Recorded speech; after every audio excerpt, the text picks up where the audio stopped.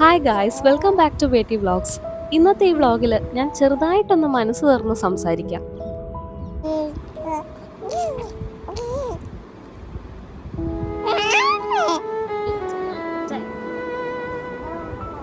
കുളിക്കാൻ പോവാ.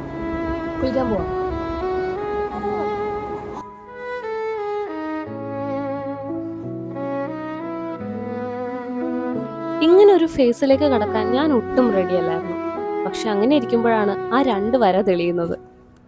Y me എന്ന് മാത്രമേ എനിക്ക് ദൈവത്തിനോടൊപ്പം ചോദിക്കാനുണ്ടായിരുന്നുള്ളൂ. കോയിൻസിഡൻസ് ആയിരിക്കാം, പക്ഷെ അതിനുള്ള ഉത്തരം എന്ന പോലെയാണ് ഞാൻ ഓരോ തവണ ഫോൺ തുറക്കുമ്പോഴും ആളുകൾ ഇടുന്ന സ്റ്റോറീസും സ്റ്റാറ്റസുകളും കോഡ്സും ഒക്കെ എൻ്റെ ഫോണിൽ വന്നുകൊണ്ടിരുന്നത്. ഒരുപാട് തവണ അങ്ങനെ കണ്ടു തുടങ്ങിയപ്പോൾ രണ്ടെണ്ണം ഞാൻ സ്ക്രീൻഷോട്ട് എടുത്തു വെച്ചു. അതിൽ തന്നെ എന്നെ ഏറ്റവും സ്ട്രൈക്ക് ചെയ്തത് ഒരു കോട്ടായിരുന്നു. A baby soul will find its way to you when you need them the most. ഇപ്പൊ ഏകദേശം ഒരു 3 മാസം ആവാറായി ബേബി വന്നിട്ട്. എങ്കിലും എനിക്ക് പറയാം, മദർഹുഡ് ഒരു ഡ്രാസ്റ്റിക് ചേഞ്ച് ഒന്നും വരുത്തിയിട്ടില്ല. പക്ഷെ എന്നിൽ തന്നെ ചെറിയ ചെറിയ മാറ്റങ്ങൾ ഞാൻ ഇപ്പൊ തന്നെ കണ്ടു തുടങ്ങിയിട്ടുണ്ട്. അതിലേറ്റവും ഫസ്റ്റ് വരുന്നതാണ് വാല്യൂ ഓഫ് ടൈം. മുമ്പൊക്കെ എനിക്ക് ഇഷ്ടംപോലെ ടൈം ഉണ്ടായിരുന്നു. വേണമെന്ന് വെച്ചാൽ എൻ്റെ എല്ലാ കാര്യങ്ങളും എനിക്ക് ചെയ്തു തീർക്കാവുന്നതേ ഉണ്ടായിരുന്നുള്ളൂ. പക്ഷെ ആ സമയത്തൊക്കെ മടി പിടിച്ചിരുന്നിട്ടുണ്ട്. എത്രയോ തവണ വെറുതെ കുത്തിയിരുന്നിട്ടുണ്ട്. പക്ഷെ ഒരു അമ്മയായതിനു ശേഷം എൻ്റെ എല്ലാ കാര്യങ്ങളും നടക്കുന്നുണ്ട്. ചായ ചൂട് പോവാതെ കുടിക്കാൻ പറ്റുന്നുണ്ട്. ഭക്ഷണമൊക്കെ ടൈമിന് കഴിക്കാൻ പറ്റുന്നുണ്ട്. പ്രോപ്പർ ഉറക്കം കിട്ടുന്നുണ്ട്. മീ ടൈമുണ്ട്. എല്ലാം ഉണ്ട്. കൊച്ചു സഹകരിക്കുന്നതുകൊണ്ടും പിന്നെ ചുറ്റുമുള്ളവരുടെ ഹെൽപ്പ് ഉള്ളതുകൊണ്ടും എല്ലാം നടക്കുന്നുണ്ട്. പക്ഷേ this time by knowing the value of time. Second thing, learning patience. എനിക്ക് ഒട്ടുമില്ലാത്ത കാര്യമാണ് പേഷ്യൻസ്. ഒരു പാരൻറ്റിന് പേഷ്യൻസ് എത്രത്തോളം വേണമെന്ന് കുറച്ച് പേർക്കെങ്കിലും അറിയാമായിരിക്കും എന്ന് തോന്നുന്നു. ഞാൻ അത്ര ജെൻറ്റിൽ പാരൻറ്റിങ്ങിൻ്റെ ഫാനൊന്നും അല്ല. എങ്കിലും കുറച്ചൊക്കെ ജെൻറ്റിൽ ആയിരിക്കണം എന്നാണ് എൻ്റെ ഒരു അഭിപ്രായം. നമ്മളൊക്കെ വളർന്ന പോലെ ഒന്ന് പറഞ്ഞാൽ കേട്ടില്ലെങ്കിൽ പേരക്കം കൊണ്ടും ചൂരൽ കൊണ്ടും അടിയും തൊഴിയും ബഹളവും അതൊക്കെ ഒഴിവാക്കണം എന്നാണ് എൻ്റെ ഒരു ആഗ്രഹം. ജെൻറ്റിലായിട്ടിരുന്നാൽ കാര്യം നടക്കുമെങ്കിൽ അതല്ലേ നല്ലത്. ജെൻറ്റിലായിട്ട് ഇരിക്കാനുള്ള ഒരു പേഷ്യൻസ് കിട്ടാൻ ഞാൻ നല്ലോണം ശ്രമിക്കുന്നുണ്ട്.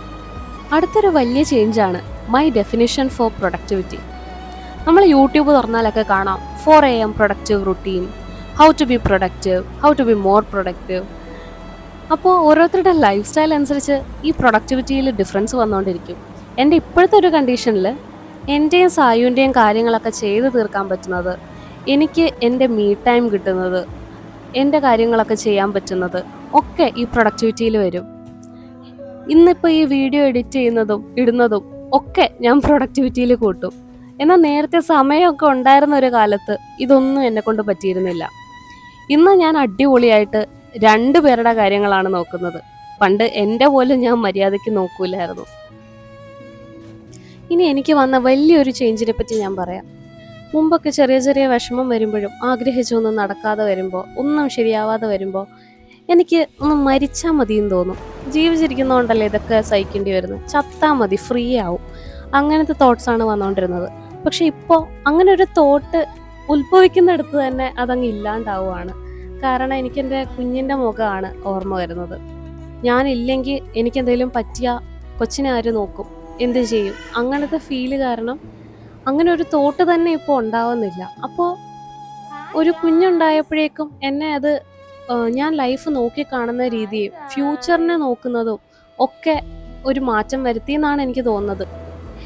ഇനിയും നല്ല രീതിയിലുള്ള മാറ്റങ്ങൾ ഈ കുഞ്ഞ് തന്നെ ജീവിതത്തിൽ വരുത്തുന്നതാണ് എനിക്ക് തോന്നുന്നത്. ഞാനൊരു വലിയ ഓവർ തിങ്കിങ്ങിൻ്റെ ആളാണ്. കുഞ്ഞ് വരുന്നതിന് മുന്നേ ആണെങ്കിൽ എനിക്ക് ഒരു ദിവസം തന്നെ വേണമെങ്കിൽ ഓവർ തിങ്കിങ് കാരണവും ഓരോന്നൊക്കെ ആലോചിച്ച് ഫ്യൂച്ചർ, കരിയർ ഒക്കെ ആലോചിച്ച് ദിവസം തന്നെ കൊളാക്കാൻ ഉള്ള കഴിവുണ്ടായിരുന്നു.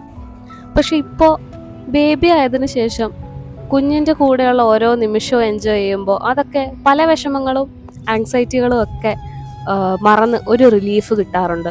അതൊരു വലിയ മാറ്റം തന്നെയാണ് എൻ്റെ ഒരു മനസ്സിനുണ്ടാക്കിയിരിക്കുന്നത്. ദൈവം എനിക്കിങ്ങനെ സയൻസ് തന്നുകൊണ്ടിരുന്നു എന്ന് പറഞ്ഞില്ലേ. ഒരു 3 മാസമൊക്കെ കഴിഞ്ഞപ്പോഴേക്കും ഞാൻ മെട്രോ ട്രെയിനിൽ വന്നുകൊണ്ടിരിക്കുക.